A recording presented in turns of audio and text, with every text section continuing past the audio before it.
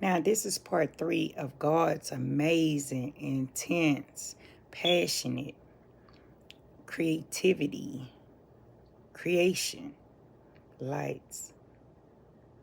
Now, if this light, this God's powerful, one of God's powerful lights is left in the dark, it's going to perceive as such. What do I mean by that?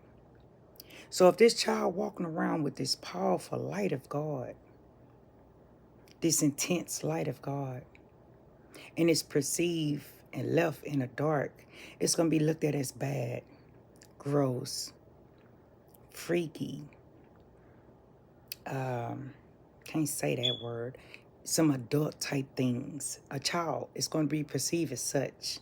And not only that, when you leave that type of light in the dark, because it's meant to come to the light, it's meant to come to the sun. That's God's light. So if you leave it in the dark, not only did you leave the child in the dark, you left the soul of the child in the dark, which is the heart. Because there are certain souls that lives in the dark that sees that, smells that, and wants some of that. So something end up happening to the child. So now the child heart turns dark. You see how this is a domino effect? You see how I keep going and going and going? Now, if you shed some light on this and you set your child down and you talk to your child, let your child know what's going on with that type of light, now you done gave that light, that power, that intensity, you gave it a new set of lens. Because now you didn't put it underneath the sun. So now I got a new set of eyes. What do I mean by that? So now it's perceived as good. It's perceived as sports. It's perceived as drawings. It's perceived as music.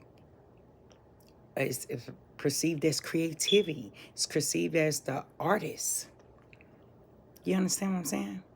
Because now you didn't gave it a new lens. So if that child born with that type of intense God's power, put some light on it and see what happens with that light then.